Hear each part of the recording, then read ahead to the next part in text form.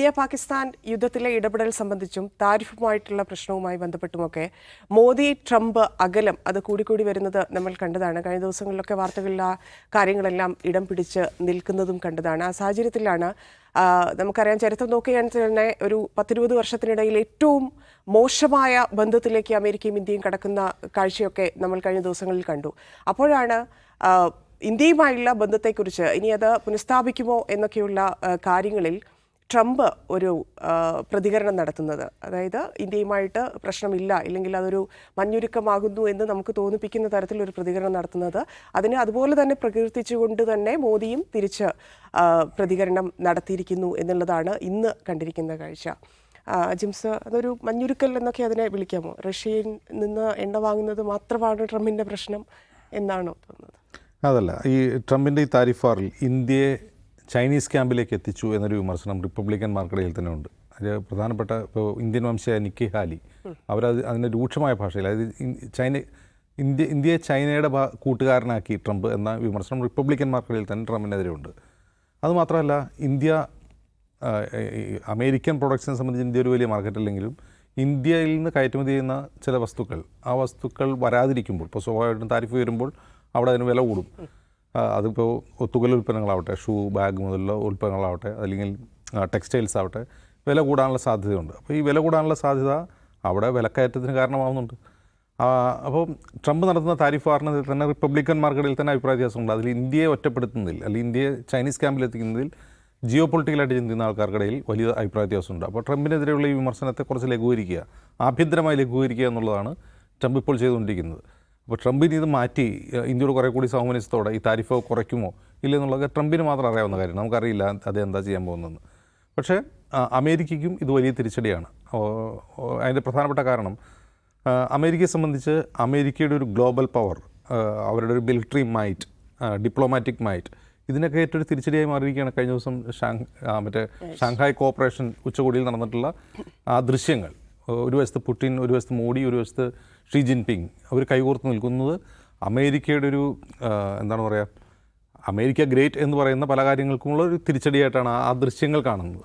കാരണം അമേരിക്ക എവിടെയില്ലല്ലോ. കാരണം ലോകത്തെ വളരെ പ്രധാനപ്പെട്ട 3 രാജ്യങ്ങൾ, പ്രധാനപ്പെട്ട ഇൻ ദ സെൻസ് ലോകത്തെ ഏറ്റവും ജനസംഖ്യയുള്ള 2 രാജ്യങ്ങൾ, ഇന്ത്യയും ചൈനയും, അതുപോലെ ഈ പറയുന്ന ബ്ലോക്കുകളിൽ നിന്നെല്ലാം മാറി നിൽക്കുന്ന, ഒറ്റയ്ക്ക് അമേരിക്കയോട് പോരാടിക്കൊണ്ടിരിക്കുന്ന റഷ്യ മറ്റൊരു വശത്ത്, ഇവർ 3 പേരും കൈകോർക്കുക എന്ന് പറഞ്ഞാൽ ലോകത്തിൻ്റെ ജനസംഖ്യയുടെ തന്നെ ഒരു വലിയ ഭാഗം ഒരുമിച്ച് നിൽക്കുകയാണ് അമേരിക്കയ്ക്കെതിരെ എന്നുള്ളതാണ്. അപ്പോൾ അമേരിക്ക എവിടെ? അമേരിക്ക ഒന്നും ചെയ്യാൻ കഴിയുന്നില്ല.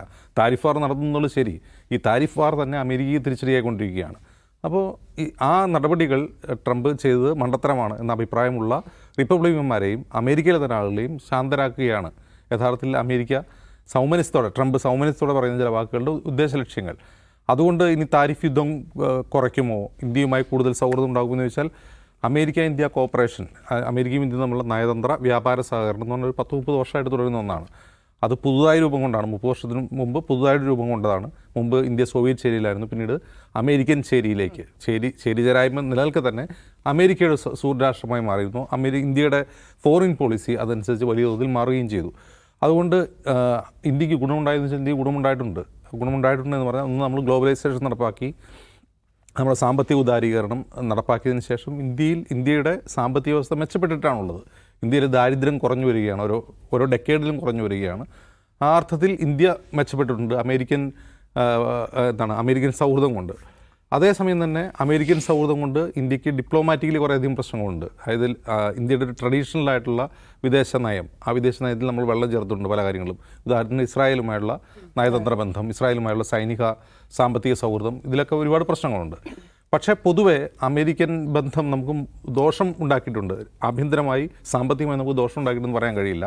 എന്ന് മാത്രവുമല്ല, നമ്മൾ ഇപ്പോൾ അനുഭവിക്കുന്നൊരു പ്രശ്നം, ഇന്ത്യ അനുഭവിക്കുന്ന പ്രശ്നം എന്ന് പറഞ്ഞാൽ, ഇന്ത്യയിൽ നിന്നുള്ള ഉൽപ്പന്നങ്ങൾക്ക് അമേരിക്കയിൽ തീരെ കൂട്ടുന്നതോടുകൂടി ഇന്ത്യയിൽ നഷ്ടപ്പെടാൻ പോകുന്ന വലിയ തൊഴിലില്ലായ്മയുണ്ട്. ആ തൊഴിൽ നഷ്ടം വലിയൊരു ഭീഷണി ഇന്ത്യക്ക് മുമ്പിലുണ്ട്. മറ്റൊന്ന്, നമ്മുടെ ഈ പ്രൊഡക്റ്റ് അമേരിക്കയെ പോലെ ഒരു മികച്ച വിപണി നമുക്ക് ഇതുവരെയും ഇപ്പോഴും നമ്മൾ സംസാരിക്കുമ്പോഴും കണ്ടെത്താൻ കഴിഞ്ഞിട്ടില്ല. മറ്റ് രാജ്യങ്ങളുമായി വ്യാപാര കരാറുകളോ അല്ലെങ്കിൽ സഹകരണമോ വർദ്ധിപ്പിക്കാനുള്ള ശ്രമങ്ങൾ തുടരുമ്പോൾ പോലും അമേരിക്കയെപ്പോലെ ഒരു മാർക്കറ്റ് അല്ലാതൊന്നും എന്നുകൂടി നമ്മൾ ഓർക്കണം. അപ്പോൾ നമുക്കും അത് നഷ്ടമാണ്, അമേരിക്കയ്ക്കും അത് നഷ്ടമാണ്. ഇപ്പോഴത്തെ ഈ തീരുവ യുദ്ധം എന്നുള്ളത് രണ്ടുപേർക്കും നഷ്ടപ്പെട്ടൊരു കാര്യമാണ്. അപ്പോൾ ഇതിനെ എങ്ങനെ ട്രംപ് മറികടക്കുമെന്നുള്ളതാണ് പ്രധാനപ്പെട്ട ക്വസ്റ്റ്യൻ. അങ്ങനെ നോക്കുമ്പോൾ ഇപ്പോൾ ഈ ഷാങ്ഹായിൽ നമ്മൾ കണ്ടത്, ചൈനയിൽ നമ്മൾ കണ്ട ആ കാഴ്ചയിൽ ഒരു പ്രശ്നം അത് കേവലം സിംബോളിക്കാണ്. അമേരിക്കയ്ക്കെതിരായിട്ടുള്ള ചൈന, ഇന്ത്യ, റഷ്യ കൂട്ടായ്മ എന്നുള്ളൊരു സിംബോളിക്കായിട്ടുള്ള കാര്യമാണ്. അതർവൈസ് ചൈനയുടെ മാർക്കറ്റ് നമുക്കിനിയും ആക്സസിബിൾ അല്ല. ചൈനയും ഇന്ത്യയും തമ്മിലുള്ള വ്യാപാര കമ്മി വളരെ കൂടുതലാണ്. നമ്മൾ അവിടെ നിന്ന് ഇറക്കുമതി ചെയ്തതിൻ്റെ പകുതി പോലും നമുക്ക് അങ്ങോട്ട് കയറ്റുമതി ചെയ്യാൻ കഴിയുന്നില്ല എന്നുള്ളത് വലിയ കമ്മിയാണ്. റഷ്യയിൽ നിന്നും ക്രൂഡ് ഓയിൽ ഉൾപ്പെടെയുള്ള കാര്യങ്ങൾ നമ്മൾ ഇങ്ങോട്ട് ഇറക്കുമതി ചെയ്യണം. റഷ്യയിൽ അങ്ങനെ ഒരു മാർക്കറ്റില്ല. ഇന്ത്യയെ സംബന്ധിച്ച് റഷ്യയിൽ ഒരു മാർക്കറ്റില്ല. അപ്പോൾ ഈ ചൈനീസ് റഷ്യ ഇന്ത്യ സഹകരണം എന്ന് പറയുന്നത് സാമ്പത്തികമായി ട്രേഡ് ആംഗിളിൽ നോക്കിക്കഴിയുമ്പോൾ ഇന്ത്യക്ക് അങ്ങനെ ഗുണകരമായ കാര്യമൊന്നുമില്ല. അതേസമയം സിംബോളിക്കായി, രാഷ്ട്രീയമായി, പൊളിറ്റിക്കലി അമേരിക്കയ്ക്കെതിരായിട്ടുള്ള ഒരു മികച്ച ദൃശ്യമാണ്, ഫ്രെയിം ചെയ്ത് വയ്ക്കാവുന്ന ദൃശ്യമാണ് ഈ 3 രാഷ്ട്രതലവന്മാർ ഒരുമിച്ച് നിൽക്കുന്നത്. അപ്പോൾ ഈ ഘട്ടത്തിൽ മുൻകൈ എടുക്കേണ്ടത് ട്രംപാണ്. ട്രംപ് ഇനി എന്ത് ചെയ്യുന്നുള്ളത് വളരെ പ്രധാനമാണ്. കാരണം ട്രംപിനും അത് ദോഷകരമാണ്, ഇന്ത്യക്കും ദോഷകരമാണെന്ന് അറിയാം. പക്ഷേ ഇന്ത്യയും ഒരിക്കലും അമേരിക്കൻ സൗഹൃദത്തെ തള്ളിപ്പറയുകയോ, അപ്പോൾ അതിനോട് മോദിയുടെ പ്രതികരണം പോലും വളരെ സൂക്ഷിച്ചാണ്. അദ്ദേഹം പറയുന്നത് ഇന്ത്യയും അമേരിക്കയും തമ്മിലുള്ള ആ സൗഹൃദത്തെ വിലമതിക്കുന്ന വാക്കുകളാണ് അതിൽ നിന്ന് വരുന്നത്. അപ്പോൾ ഇതൊരു എല്ലാ കാലത്തേക്കുമുള്ളൊരു ശത്രുത അമേരിക്കയും ഇന്ത്യയും തമ്മിലും ഉണ്ടാവുമെന്ന് കരുതാൻ കഴിയില്ല. അത് തീർച്ചയായിട്ടും ആ മഞ്ഞുരുകുന്നതിൻ്റെ സമയം എപ്പോഴാണ്, അതെങ്ങനെ ചെയ്യും, താരിഫ് കുറച്ചുകൊണ്ടാണോ, തീരുവ കുറച്ചുകൊണ്ടാണോ, അതല്ല മറ്റേതെങ്കിലും വിധേനയാണോ എന്നുള്ളത് ട്രംപ് തീരുമാനിക്കേണ്ട കാര്യമാണ്. ട്രംപിന് മാത്രമേ അത് പറയാൻ കഴിയൂ. നിഷാദ്, എങ്ങനെയായിരിക്കും ഇനി ഈ ബന്ധം മുന്നോട്ട് പോവുക? ഇന്ത്യ അല്ല, ഇതിനകത്ത് ഇന്ത്യ ആഗ്രഹിക്കുന്നത് തന്നെ അമേരിക്കയുമായിട്ടുള്ള ബന്ധം തിരിച്ചു പിടിക്കുക എന്നുള്ളത് തന്നെയാണ്. അല്ലാതെ അമേരിക്കയുമായിട്ട് തെറ്റിയെങ്കിൽ തെറ്റി, ഞങ്ങൾ വേറെ വഴി നോക്കാമെന്ന മൂഡിലേ അല്ല ഇന്ത്യ ഉള്ളത്. ഇന്ത്യയും മോഡി അഡ്മിനിസ്ട്രേഷനും ഇപ്പോഴും വിചാരിക്കുന്നത് എങ്ങനെ അമേരിക്കയുമായിട്ടുള്ള ബന്ധം സെറ്റിൽ ചെയ്യാൻ പറ്റും, അതിനെ ഈ ചൈനയിലെ ഈ ബീജിങ്ങിലെ ഈ ദൃശ്യങ്ങൾ ഒരു സമ്മർദ്ദ ശക്തിയാക്കി പ്രയോഗിക്കാൻ കഴിയുമോ എന്നാണ് ഇന്ത്യയും നോക്കുന്നത്. എല്ലാ അർത്ഥത്തിലും ഇന്ത്യയെ സംബന്ധിച്ച് ചൈനയേക്കാൾ മെച്ചപ്പെട്ട പങ്കാളി അമേരിക്കയാണ്. അമേരിക്ക ഒരു സാമ്രാജ്യ ശക്തിയാണ്. ആഗോളതലത്തിൽ അമേരിക്ക വലിയതുള്ള യുദ്ധങ്ങൾക്ക് നേതൃത്വം കൊടുക്കുന്നു, അതൊരു രാക്ഷസ രൂപിയാണ് എന്നൊക്കെ പറയുമ്പോഴും വ്യാപാര രംഗത്തും നയതന്ത്ര രംഗത്തുമെല്ലാം ഇന്ത്യക്ക് കുറച്ചുകൂടി വിശ്വസിക്കാൻ കഴിയുന്ന ഒരു പങ്കാളി അല്ലെങ്കിൽ സഹകാരി എന്ന് വിളിക്കാൻ ഇപ്പോഴും കഴിയുക അമേരിക്കയാണ്. ആഫ്റ്റർ ഓൾ അമേരിക്ക ഒരു ഡെമോക്രാറ്റിക് പവറാണ്. നമ്മൾ എന്തൊക്കെ പറഞ്ഞാലും ചൈന അങ്ങനെയല്ല. അമേരിക്കയാണ് ലോകത്തെ ഏറ്റവും വലിയ സമ്പദ്ഘടന, അത് നമുക്കറിയാവുന്ന കാര്യമാണ്. അവിടെ നിന്നാണ് ഏറ്റവും കൂടുതൽ നമ്മുടെ പ്രോഡക്റ്റുകൾ ഡിമാൻഡുള്ള അവിടെയാണ്. നമ്മളുണ്ടാക്കുന്ന ഫാർമസ്യൂട്ടിക്കൽ സാധനങ്ങൾക്കെല്ലാം ഡിമാൻഡ് അവിടെയാണ്. കാരണം ഇന്ന് കുറഞ്ഞ വിലയ്ക്ക് ഈ സാധനം എടുക്കാൻ പറ്റും. നമ്മളുണ്ടാക്കുന്ന ഈ ജെംസും നമ്മൾ രത്നങ്ങളും ആഭരണങ്ങളും ഇവിടുന്ന് ഏറ്റവും കൂടുതൽ ഡിമാൻഡ് അവിടെയാണ്. കാരണം ഏറ്റവും വലിയ ലക്ഷറി വിപണിയുള്ള രാജ്യങ്ങളിലൊന്നാണ് അമേരിക്ക. നമ്മളുണ്ടാക്കുന്ന പല സാധനങ്ങളും അമേരിക്കയ്ക്കാണ് വേണ്ടത്, ചൈനയ്ക്ക് അതിൻ്റെ യാതൊരു ആവശ്യമില്ല. എന്ന് മാത്രമല്ല, ചൈന ഇന്ത്യയെ ഒരു പങ്കാളിയായിട്ട് ഒരു നിലയ്ക്കും കാണുന്നില്ല. നമുക്ക് വേണമെങ്കിൽ സഹകരിച്ച് വന്നതിനേക്കാൾ അപ്പുറം നമ്മൾ പങ്കാളിത്ത ബന്ധത്തിൽ പോകാമെന്ന് ഇന്ത്യയെ ഒരിക്കലും കാണുന്നില്ല എന്നറിയാം. അതിർത്തിയുമായി ബന്ധപ്പെട്ട് ഇന്ത്യയും ചൈനയും തമ്മിൽ വലിയ പ്രശ്നങ്ങളുണ്ട്. ചൈന എപ്പോഴും പറയുന്നത് നമുക്ക് എപ്പോഴും സഹകരണത്തെക്കുറിച്ച് സംസാരിക്കാം, പക്ഷേ ആ സഹകരണത്തെക്കുറിച്ച് സംസാരിക്കുന്നതിൻ്റെ കോർ പോയിന്റ് ഒരിക്കലും നമ്മുടെ അതിർത്തി തർക്കങ്ങളാവാൻ പാടില്ല. അതിൽ ഞങ്ങൾക്ക് നിക്ഷിപ്തമായ വ്യവസ്ഥാപിതമായ താല്പര്യങ്ങളുണ്ട്, നിങ്ങൾക്കുണ്ടാവും. അതിൽ പരിഹാരം ഉണ്ടാക്കുന്നതിനെക്കുറിച്ച് ഇപ്പോൾ ആലോചിക്കേണ്ട എന്ന് പറഞ്ഞിട്ട് അവരേതും സംസാരിക്കുകയുള്ളൂ. എന്ന് മാത്രമല്ല, അവർ ഈ പറഞ്ഞ ഗ്ലോബൽ സൗത്തിൽ ലീഡർ ആവാനുള്ള പണിയെടുക്കുന്ന രാജ്യമാണ്. അതിൽ അവർ ഇന്ത്യയെ ഒരു ഒപ്പോണൻ്റായിട്ടാണ് കാണുന്നത്, എതിരാളിയായിട്ടാണ് കാണുന്നത്. അതുകൊണ്ട് ഇന്ത്യയും അവരും നമ്മൾ സഖ്യം ചേരുക എന്നത് അവർക്ക് ആലോചിക്കാൻ പറ്റുന്ന കാര്യമാണ്, ഇന്ത്യക്കും ആലോചിക്കാൻ പറ്റുന്ന കാര്യമാണ്. അപ്പോൾ ഇത് എന്താ ചോദിച്ചാൽ, അമേരിക്ക പറയുന്നു നിങ്ങളുമായിട്ട് ഞങ്ങൾ 50% തീരുവ ഏർപ്പെടുത്തിയിരിക്കുകയാണ്, ഒരു നിവൃത്തിയില്ല, ഒരു നിലയ്ക്കും വഴങ്ങില്ല എന്ന് പറയുമ്പോൾ ഒരു സമ്മർദ്ദം കൊടുക്കുക. ആ സമ്മർദ്ദത്തിന് ട്രംപിന് വഴങ്ങേണ്ടി വരുമായിരിക്കും. കാരണം ഇന്ത്യ ഒരു ചില്ലറ രാജ്യമല്ലല്ലോ. എന്ന് മാത്രമല്ല, ചൈനയുടെ ശാക്തീകരണത്തിനെതിരെ ഇന്ത്യ വളരെ പ്രതീക്ഷയോടെ കാണുന്ന രാജ്യങ്ങളിലൊന്നാണ് ഇന്ത്യ എന്ന് നമുക്കറിയാം. അത് ബീജിങ്ങിൽ പോയി ഷീ ജിൻപിങ്ങിന് കൈ കൊടുത്ത് നിൽക്കുക എന്ന് പറഞ്ഞാൽ അത് അവർക്ക് താങ്ങാൻ കഴിയുന്ന കാര്യമല്ല നയതന്ത്രപരമായി. രണ്ടാമത്തത്, ഇന്ത്യയുമായിട്ട് ബന്ധപ്പെട്ട ഈ തീരുവ പ്രശ്നം വരുന്നതോടെ ആ ഉൽപ്പന്നങ്ങൾക്ക് വലിയ തോതിൽ വില കൂടുകയാണ്. അത് ആഭ്യന്തര വിപണിയിൽ ഉണ്ടാക്കുന്ന മാറ്റം നമുക്കറിയാം. അത് ട്രംപിന് മേലുണ്ടാക്കുന്ന സമ്മർദ്ദം ചെറുതല്ല. എന്ന് മാത്രമല്ല, ഇപ്പോൾ ഈ എമർജൻസി എക്കണോമിക് പവർ ആക്ട് എന്തൊരു സാധനം എടുത്ത് ഉപയോഗിച്ചിട്ടാണ് ഇപ്പോൾ ഈ എല്ലാവർക്കും നികുതി ഇരട്ടി കൂട്ടിയിരിക്കുന്നത്. അത് വാലിഡ് അല്ല എന്ന് കോടതി അവരുടെ വിധി പറഞ്ഞു. അതിൻ്റെ അന്തിമ വിധി വരുമ്പോൾ ചിലപ്പോൾ ഒരുപക്ഷേ ഈ നികുതികൾ മുഴുവൻ പിൻവലിക്കാൻ ട്രംപ് നിർബന്ധിതനായേക്കാം എന്ന സാഹചര്യമുണ്ട്. അപ്പം നയതന്ത്രപരമായിട്ട് വലിയ തിരിച്ചടി ഉണ്ടാക്കുന്നു. കാരണം പുതിയൊരു ചേരി രൂപപ്പെടുന്നു. ലോകത്തെ വലിയ രാഷ്ട്രങ്ങൾ 3 പേർ ഒരുമിച്ച് ചിരിക്കുന്നു. അത് അമേരിക്കൻ സെൻറ്റേഡ് ആയിട്ടുള്ള ഒരു പവർ സ്ട്രക്ചറിനെതിരായിട്ടുള്ള വെല്ലുവിളിയാണെന്ന് ലോകത്തെ നിരീക്ഷകർ അഭിപ്രായം പങ്കുവെക്കുന്നു. അതേസമയം ആഭ്യന്തര വിപണിയിൽ വില കൂടിക്കൊണ്ടിരിക്കുന്നു. ഇന്ത്യയെപ്പോലെ സ്ഥലത്ത് നിന്ന് ഇത്രയും മെച്ചപ്പെട്ട പ്രോഡക്റ്റ് ഇത്രയും കുറഞ്ഞ വിലയ്ക്ക് കിട്ടുക എന്നുള്ള അവർക്ക് നിലവിൽ ആലോചിക്കാൻ കഴിയുന്ന കാര്യമല്ല.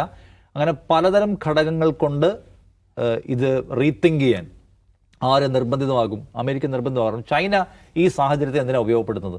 ചൈന നമ്മളുമായിട്ട് നല്ല ബന്ധം ഉണ്ടാക്കി ദീർഘകാല സഹോദര ബന്ധം പോലെ ഇന്ത്യ ചൈന ഭായ് എന്ന് പോകാനല്ല. ഒരു കാലത്തും ചൈന അത് ആഗ്രഹിച്ചിട്ടില്ല. അമേരിക്ക എന്ന രാജ്യത്തെ പാഠം പഠിപ്പിക്കാൻ ഇന്ത്യയെ ഉപയോഗപ്പെടുത്തുകയാണ് സത്യത്തിൽ ചൈന ചെയ്യുന്നത്. നേരത്തെ അജിംസ് പറഞ്ഞ പോലെ നമുക്കിവിടെ കുറേ സാധനം കയറ്റി അയക്കാനുണ്ട്. നമുക്ക് ചെമ്മീൻ കയറ്റി അയക്കാനുണ്ട്, കയറ് കയറ്റി അയക്കാനുണ്ട്, ഫാർമസ്യൂട്ടിക്കൽ സാധനങ്ങൾ കയറ്റുമതി ചെയ്യാനുണ്ട്. ഇതെല്ലാം ഉണ്ട്. ഇതൊന്നും വേണ്ടാത്ത രാജ്യമാണ് ചൈന. കാരണം ചൈന ഇതെല്ലാം ഇപ്പം രത്നങ്ങൾ കയറ്റി അയക്കുന്നില്ല. നമ്മളെക്കാൾ വലിയ രാജ്യമാണ് ചൈന. അല്ലേ? ഫാർമസ്യൂട്ടിക്കൽ സാധനങ്ങളിൽ അവർക്കും അവരുടെ പ്രൊഡക്ഷൻ ഭയങ്കരമാണ്. നമ്മളിവിടുന്ന് ഒരു മരുന്ന് ചൈനയിലേക്ക് അയച്ചാൽ അത് അവിടുത്തെ വിപണിയിൽ അംഗീകരിച്ച് കിട്ടാൻ ഭയങ്കരമായ പ്രോസസ്സാണ്. അതിന് ഓപ്പണല്ല, ഭയങ്കരമായ സങ്കീർണമാണ് അവിടുത്തെ പ്രക്രിയ. ചൈനയ്ക്ക് ഇതൊന്നും വേണ്ട. അപ്പോൾ അമേരിക്കയിൽ നമുക്കേറ്റ പ്രഹരം പരിഹരിക്കാൻ ഒരു നിലയ്ക്കും ചൈനയുമായിട്ടുള്ള ബന്ധം കൊണ്ട് സാധ്യമല്ല. അപ്പോൾ എന്താണ് ഇതൊരു നാടകീയമായ പ്രഖ്യാപനമാണ്. ഇതൊരു ആവശ്യകതയെ മുൻനിർത്തിയുള്ള പ്രഖ്യാപനം പോലുമല്ല. ഇതൊരു പ്രത്യേക സാഹചര്യത്തിൻ്റെ ഭാഗമായിട്ട് രൂപപ്പെട്ടു വന്നിട്ടുള്ള ഒരു ലോകവേദി. അത് അമേരിക്ക ഒരു മെസ്സേജായി എടുക്കുമെന്ന് വിചാരിക്കണം. ഇന്ത്യയും ആഗ്രഹിക്കുന്നത് അതുതന്നെയായിരിക്കും. അവിടെ നിന്ന് ഇപ്പോൾ റഷ്യൻ എണ്ണ വാങ്ങിക്കുന്നത് നിർത്തണം നിങ്ങളെന്നൊക്കെയാണ് ആവശ്യപ്പെടുന്നത്. അതിനാണല്ലോ 25% അധികം ആഡ് ചെയ്തത്, പെനാൽറ്റി ആഡ് ചെയ്തിരിക്കുന്നത്. അതിപ്പോൾ പെട്ടെന്ന് നമുക്ക് നിർത്താൻ പറ്റുന്ന കാര്യമല്ല. ജനങ്ങളുമായി ബന്ധപ്പെട്ടതാണെങ്കിൽ നിർത്താമായിരുന്നു. പക്ഷേ ഇത് അംബാനിക്ക് പൈസ ഉണ്ടാക്കാൻ വേണ്ടി ഏർപ്പാടാണ്. അതങ്ങനെ നിർത്താൻ പറ്റുമെന്ന് തോന്നുന്നില്ല. അതുകൊണ്ട് ഇത്തരം സമ്മർദ്ദങ്ങൾ കൊടുക്കാൻ നല്ലതാണ്. അമേരിക്കയായിട്ടുള്ള ബന്ധം പുനഃസ്ഥാപിക്കപ്പെട്ടെ എന്നാണ് നമ്മൾ ആഗ്രഹിക്കേണ്ടത്. കാരണം ചോദിച്ചാൽ കേരളത്തിനടക്കം 17,000 കോടിയുടെ നഷ്ടം വരാൻ പോവുകയാണ്. നമ്മളായി കയറ്റി അയക്കുന്നതിൽ 40% എബോ അമേരിക്കൻ വിപണി ലക്ഷ്യമാക്കിക്കൊണ്ട് പലതരം സംഘം നമ്മൾ കയറ്റി അയച്ചുകൊണ്ടിരിക്കുന്നുണ്ട്.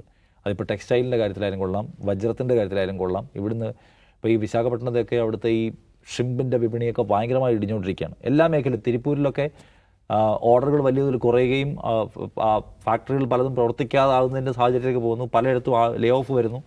സോ അതുകൊണ്ട് മെച്ചപ്പെട്ട ബന്ധം പുനഃസ്ഥാപിക്കപ്പെട്ട വ്യാപാരത്തിൻ്റെ കാര്യത്തിൽ നാശിക്കാം. ആ ഒരു സമ്മർദ്ദം ട്രംപിന് മേൽ വരുന്നുണ്ടെന്നാണ് അദ്ദേഹത്തിൻ്റെ പുതുക്കിയ പ്രതികരണത്തിൽ നിന്ന് മനസ്സിലാവുന്നത്.